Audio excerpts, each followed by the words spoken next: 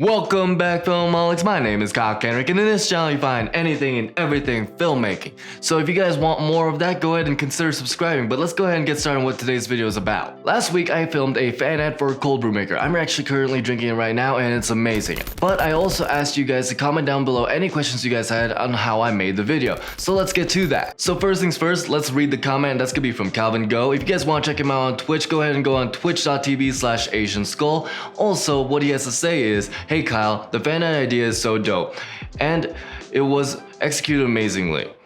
So my questions are, how did you come up with a transition since each shot looks so smooth?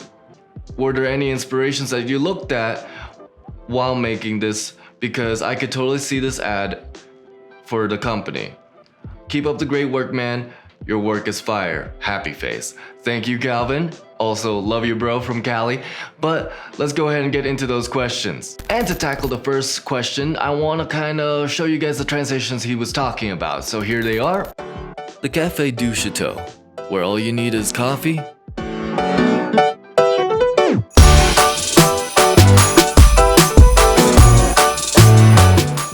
some water, and we're back, and let's talk about how I came up with them. Well, right after I opened up the product, I realized from the instructions that the steps to make it was pretty simple. So knowing this, I kind of made an outline where I put the steps there, and then I put an in and out type of shot where I wanted to start and where I wanted to end. So to delve more deeply into this, I'm going to talk about the first 3 shots of the fan ad, and that's going to involve the lid, and then coffee, and then water. So for lid, my in and outs for that is going to be gliding up to reveal the product, and then the lid going into the lens as if it were a portal. So the second one is going to be coffee, and my in for that one is a zoom, kind of again to represent the portal from the lid.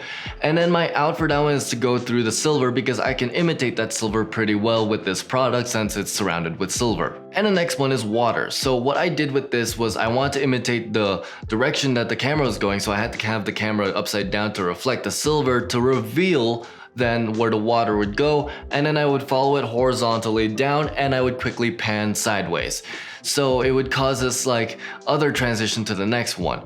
What I would do, like I said just now, is I would try and plan out the transitions in mind to kind of imitate what I was last filming. That way the transitions would feel more fluid versus a jump cut. The next thing I did to make the transitions work was really control my environment. And I knew I had to film in my kitchen, so I made it really dark because it's a little bit cluttered. It's a regular kitchen.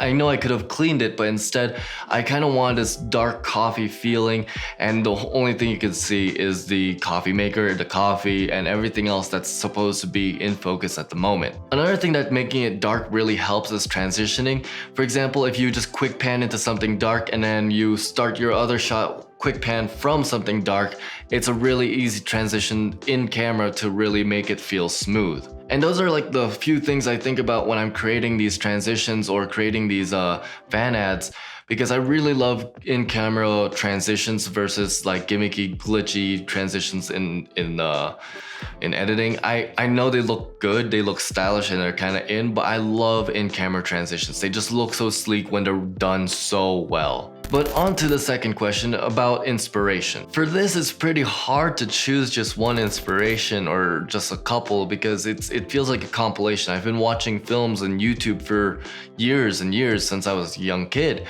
So when I just pull one, it's really hard. But if I had to say, it'd be Daniel Schaefer. I just wanted to put my own flair and style into it, where his is very clean. And I kind of like mine a little bit more messy, because I love one takes also. For example, Spielberg's and Kurosawa's one takes, they're not noticeable, but they're also just, you could tell that they were limited in their time. And that's something that actually made it feel beautiful to me. I love one takes, and I love these in-camera transitions, so I kind of just compile them together, and I guess that's what you make with me. Plus, I love LED lights, as you can probably tell. It kind of gives a cyberpunk feel, and I really like the cyberpunk look. Another plus I really find with in-camera transitions is whenever it's done well, it looks amazing. It looks so clean. I don't understand how, and I love the work and like the skill put into it.